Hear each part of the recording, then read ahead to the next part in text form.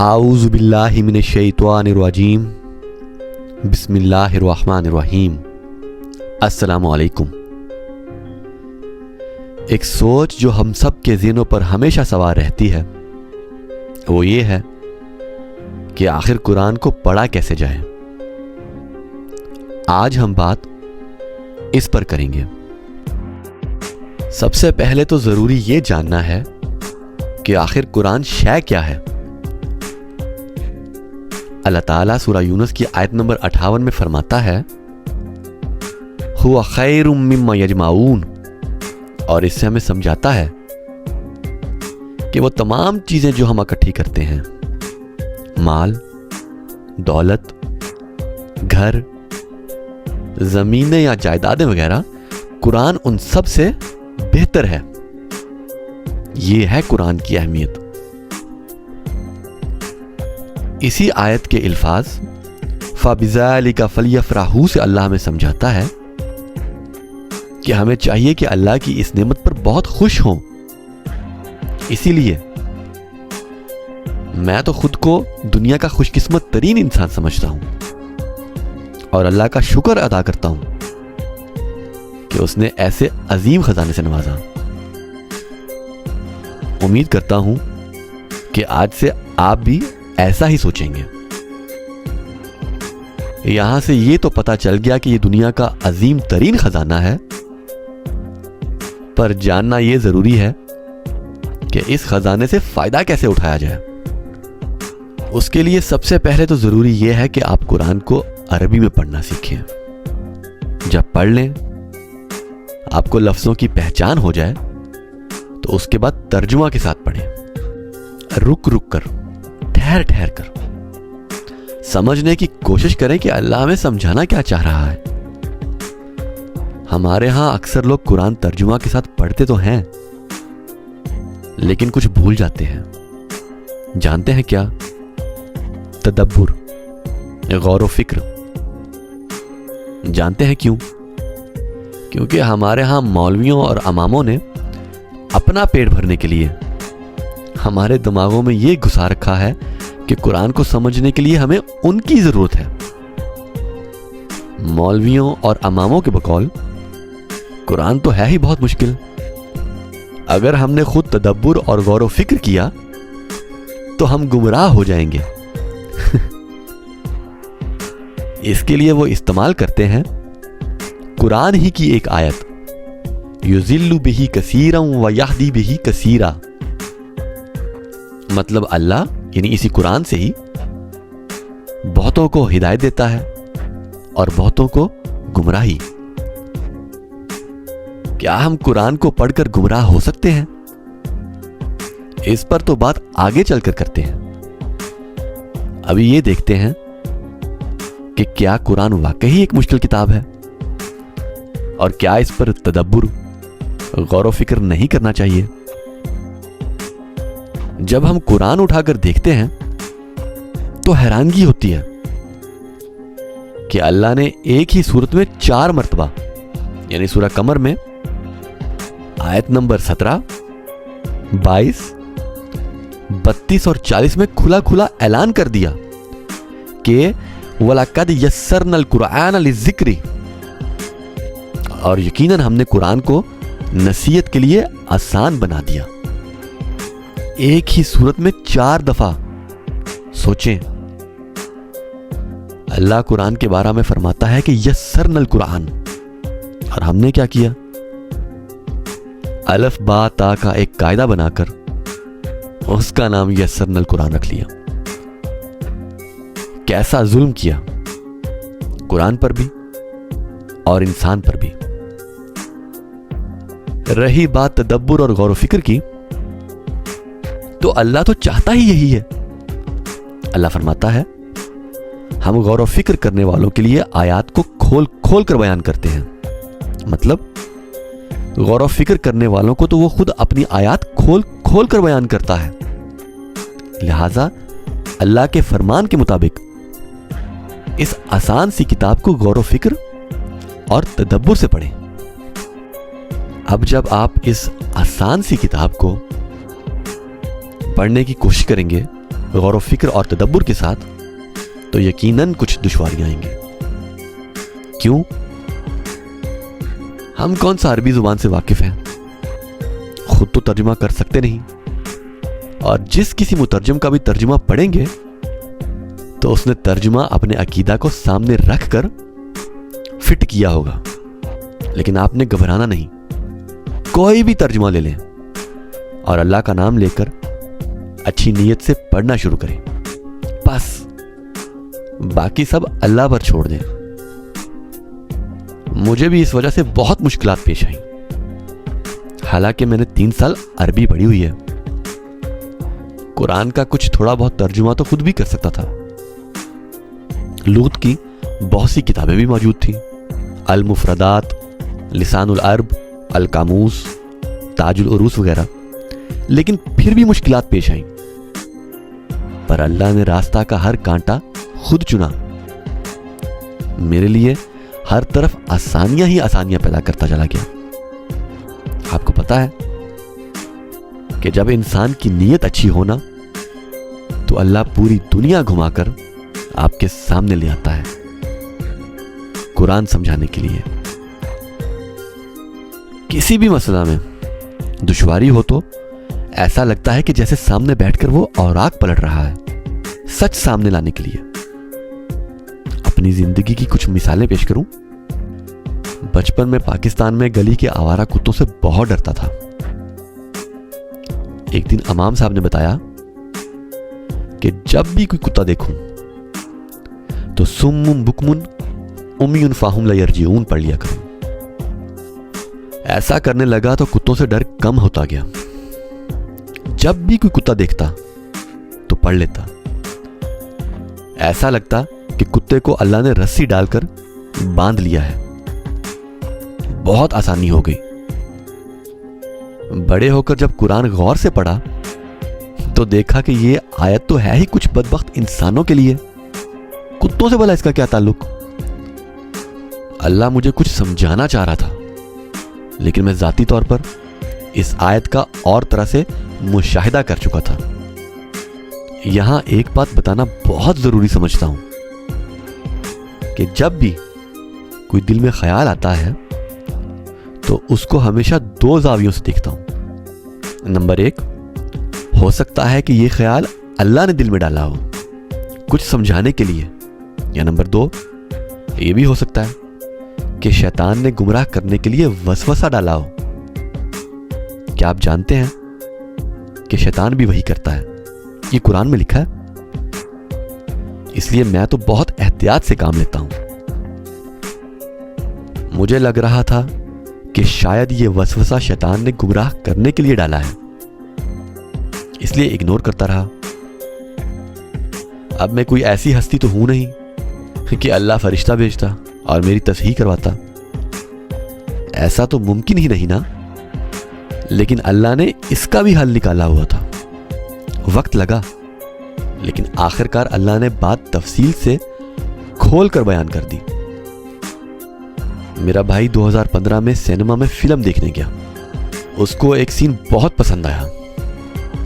اس نے آ کر مجھے کہا کہ اری میرے ساتھ چلو, میں نے تم کو کچھ دکھانا ہے. وہ سین تھا کیا, ذرا دیکھیے.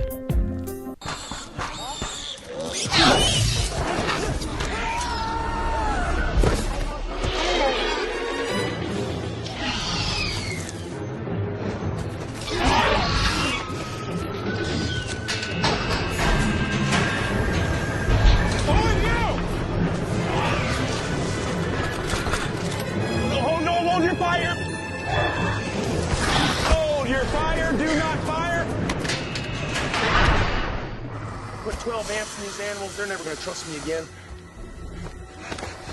Blue, stand down. Stand down. Hey, hey! What did I just say? Bells up. I see you. Back up. Okay. Good. Good. Charlie. Stay right there. Good. Close the gate.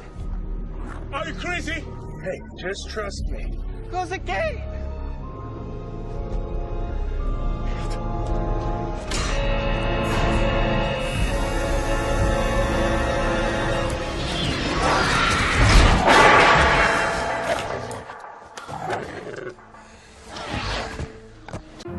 गौर किया आपने, ना उस आदमी ने सुम्मुम बुकमुन उम्मीयुन फाहुम ला यरजिऊन पढ़ी और ना कुछ और।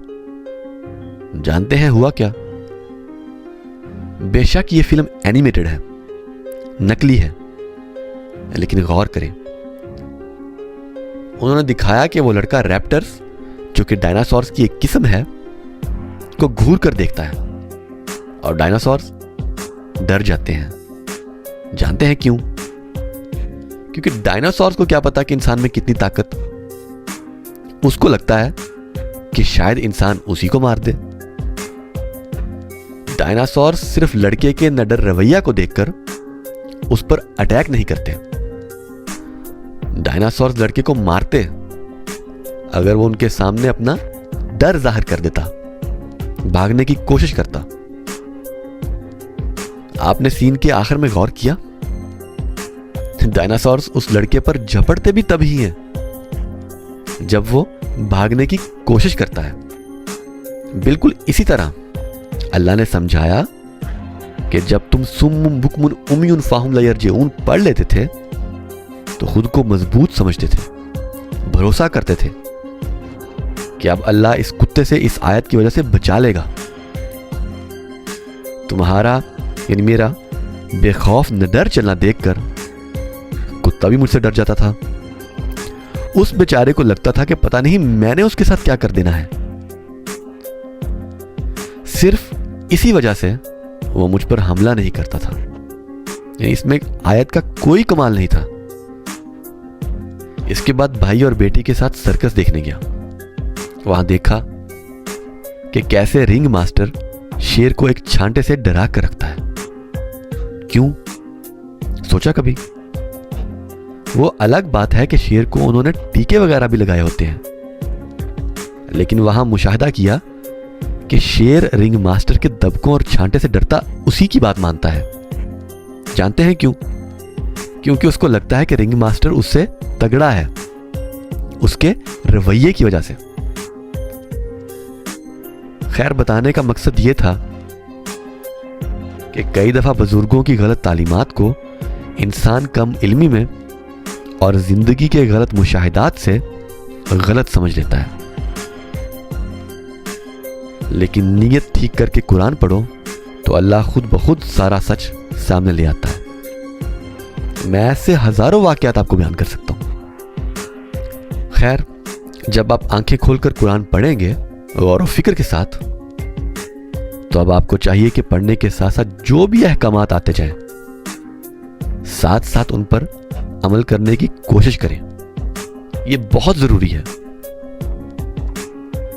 अगर कुरान पढ़कर खुद को बदलना ही नहीं तो पढ़ना किस लिए? जरा सोचें तो सही। अब हम चलते हैं इस तरफ कि क्या कुरान वाकई में गुमराह करता है। अभी बयान किए वाकया से आपने देखा कि अल्लाह जुल जलाल वल इकराम हिदायत के मुतलाशियों को कैसे कैसे हिदायत देता है, कैसे दुनिया घुमाकर सामने ले आता है ताकि इंसान हिदायत पा सके। यहां से यह साबित हुआ कि अगर आप खुद हिदायत चाहते होंगे तो आपको जरूर हिदायत देगा, लेकिन अगर आप हिदायत नहीं बल्कि गुमराही चाहते होंगे तो फिर तो आपको गुमराह करेगा ना। इस गुमराही के बहुत से चेहरे हैं। आज उनमें से मैं आपको एक दिखाता हूं। देखिए, जब आप कुरान समझकर गौर व फिक्र से पढ़ रहे होंगे तो जैसा कि मैं बता चुका हूं कि जरूरी है कि अब आप साथ साथ उस पर अमल भी करते जाएं। मिसाल के तौर पर आप सूद की लानत से फायदा ले रहे हैं। जब आप कुरान पढ़ेंगे और अल्लाह समझा देगा कि सूद हराम है, तो फिर आप पर फर्ज है कि आप सूद से फायदा लेना बंद कर दें। और अगर ऐसा नहीं करेंगे तो फिर यह कुरान आपके लिए गुमराही बन जाएगा। जानते हैं कैसे? دیکھیں آپ قرآن پڑھیں گے, ترجمہ پڑھیں گے, جیسے ہی سود سے دور رہنے کا حکم آئے گا اور آپ وہ پڑھ کر آنکھیں بند کر کے سود سے فائدے اٹھاتے رہیں گے, تو اگلی ہی آیت میں جب آئے گا کہ اگر تم نے ایسا نہ کیا, یعنی سود سے فائدہ اٹھانا بند نہ کیا, تو اللہ اور اس کے رسول کی طرف سے اعلان جنگ سن لو, تو آپ اس آیت کا مزہ بھی لیں گے, سبحان اللہ بھی کہیں گے, لیکن یہ خیال ہی نہیں کریں گے کہ اللہ نے اب آپ کے خلاف جنگ شروع کر دی ہے. یہ گمراہی نہیں تھی اور کیا ہے. اور کئی تو ایسے بدبخت ہیں کہ یہ سب سمجھ کر بھی آنکھیں بند کر لیں گے اور پتہ کیا کہیں گے, اجی وہ 1400 سال پہلے کی بات ہے, آج کل ایسا نہیں ہوتا, آج کل تو سود کے بغیر آگے بڑھا جا سکتا ہی نہیں زندگی میں. یہ کھلی کھلی گمراہی نہیں تو اور کیا ہے. جرمنی آ کر لوگوں میں سب سے بری بات میں نے یہ پائی ہے کہ ہر گناہ کر کے کہیں گے کہ قرآن 1400 سال پہلے کی بات ہے, وہ زمانے اور تھے. مجھے بہت دکھ ہوتا ہے ایسی باتیں سن کر. بندہ پوچھے کہ کیا 1400 سال پہلے اللہ کو علم نہیں تھا کہ 1400 سال بعد ہونا کیا ہے؟ اللہ تو العلیم ہے, الخبیر ہے. خیر, آج آپ کو سمجھانا یہ چاہتا تھا کہ قرآن اس دنیا کا سب سے بڑا خزانہ اور نہایت آسان کتاب ہے. اس کو غور و فکر سے پڑھیں.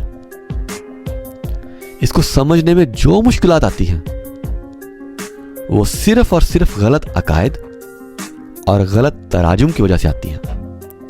لیکن اگر آپ حق کے, ہدایت کے متلاشی ہوں گے تو اللہ کو چاہے ڈائناسورز بنوانے پڑے یا پھر کوئی سرکس رچانی پڑے, وہ آپ پر حق کھولنے کے لیے سب کچھ کر بیٹھتا ہے.